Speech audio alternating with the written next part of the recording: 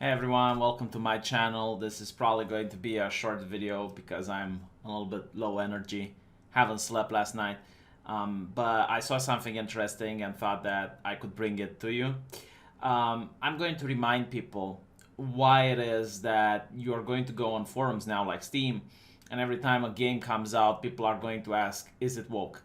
And based on the response that you get, people are going to decide whether or not to purchase the game, right? And believe it or not, it's got very little to do with the ideology and a lot to do with the people that are pushing it, especially games journalists. The J is silent when you pronounce journalist, game journalists especially.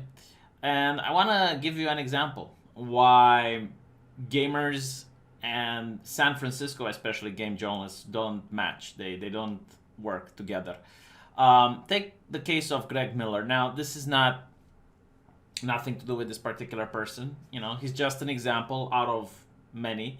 But he shows exactly what is wrong with the industry. So, Greg Miller is a journalist for IGN, which is considered to be one of the most influential and biggest gaming companies out there. These publications often act like gatekeepers. They are the network between the consumer and the companies that make video games. And their word carries a lot of weight. I know a lot of people in the AAA gaming industry that are saying this exact thing. A lot of publishers take note when websites like IGN are talking. And usually these websites cannot sell video games. It doesn't really matter if you have an advertisement there or not, but they can ruin reputations. So while they cannot actually promote video games and sell them, they can write slander pieces or hit pieces, and it can cause a publisher to lose stocks. So that is why a lot of publishers care about them. And again, Greg Miller is a journalist working at it. He's got like the blue check mark on the Twitter, you know, all of the prestigious things. And he's got very interesting opinions. He hates PC gaming. Like, he's upfront about it. I find this absolutely bizarre. Like, if you hate something, why did you choose to work in a position that requires you to play that something? It's like being a movie reviewer and flat out saying you hate movies. It's like being a food critic and flat out saying that you hate food. It makes very little sense. It's really bizarre. And if you look at it from a business standpoint, you don't understand why this is. I mean, why would the publication that is supposed to talk about video games hire people that flat out say they hate video games? Even if it's the sense, you know, like even if, let's say they hired them based on other reasons, why would they allow them to go public with this information? And the reason is that most of these people aren't video game enthusiasts. They are socialists masquerading as video game journalists. That's pretty much what it is. Their interest into politics, these people are ass hurt that they didn't get a job at CNN or MSNBC. And for them, working at a publication like IGN, you know, is the best they could do. It's something that frustrates them to no avail. You get to see this on Twitter time and time again. They're really frustrated because they got the short end of the stick. They couldn't get a job at a prestigious publication and instead have to work as a video game journalist. And this is why they have contempt for the industry. This is why they have contempt for gamers. This is why they despise the consumer and their readers. But they managed to get this place because of connections. They know the person that knows the person that knows the guy, and they managed to get a job at a place like IGN. And they explain that there is no visual performance benefit I can think that makes the hoops and frequent asked questions you have to jump through worth the headache for me. Hey, I worked perfectly last night, but this morning, go fuck yourself. I'm glad you like it and it works for you. So again, like, this is a video game journalist. His job is to play video games and then write about them in a publication. And he flat out says that he hates PC gaming because for him it's too difficult. It's too difficult to play on a computer.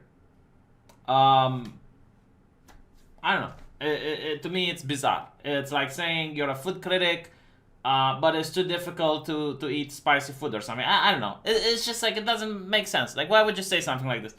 And recently, He says that big news. We've partnered with Joe Biden's campaign to be the first to show off the official Biden Island in Animal Crossing Horizons. We're doing it live Friday morning. And, he's basically doing PR for an American presidential candidate. What does this have to do with gaming? I thought gaming is for everyone. There is an unwritten rule with normal people that when you're with friends or you're with family members, you don't talk about football, religion, and politics. Why do you do this? Now, I know they will say, well, everything is political. Well, also everything is economical, but that doesn't mean you have to constantly talk about economics wherever you go. Like you go to a knitting convention and you start talking about Das Kapital. It makes absolutely no sense. I'm pretty sure they wouldn't like it if they wanted to have like a conversation about politics and people would start talking about ice cream nonstop and dragon dildos, and they will say, well, everything is about sex. So, yeah. But like, this is what it's at, and they say gaming is for everyone and gaming is inclusive. How is it inclusive when you're alienating all of the people that don't like Joe Biden? In fact, you're alienating all the Americans that don't, all the non-Americans that don't even give a shit about the election to begin with. And they're not going to make like a same thing for the opposite party. Because you might say, well, like everything is political, so we're going to have this event for the Democrats and we're going to have this event for the Republicans. No, it's like just one-sided. Just completely one-sided. But, I give you this. Like, brilliant choice in getting the person that doesn't like video games. And of course, they're from San Francisco, California. Every goddamn time. Every single time. They talk about multiculturalism, but like all of this culture comes from California. It's like this fascist culture that needs to dominate all other cultures. Everywhere you go, everywhere you look, it needs to be Californian culture. With the white guy presenting it. Every goddamn time. Every single day. It's just fascinating, Again, this has nothing to do with Greg Miller. I don't care. Don't give a shit. It's just like, time and time again you see this. They're even saying that there is no such thing as a fake gamer. Of course there is something like fake game. There is fake money. There is fake anything. There are fake tits. And there are fake gamers. A fake gamer is a person that's a socialist, usually from California, almost all of the freaking time, masquerading as a gamer. In order to infiltrate the community and subvert it from within, to move the conversation around and talking about video games. And, these are the ones that are going to give bad grades to gaming companies that do not present the type of politics that they like.